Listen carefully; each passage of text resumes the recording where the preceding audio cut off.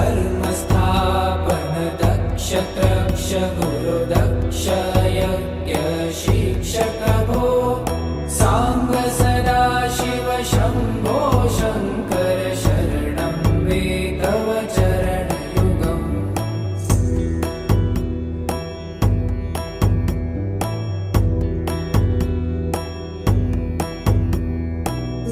बलमारोग्यं चायुस्त्वगुणरुचितं चिरं प्रदेहि विभो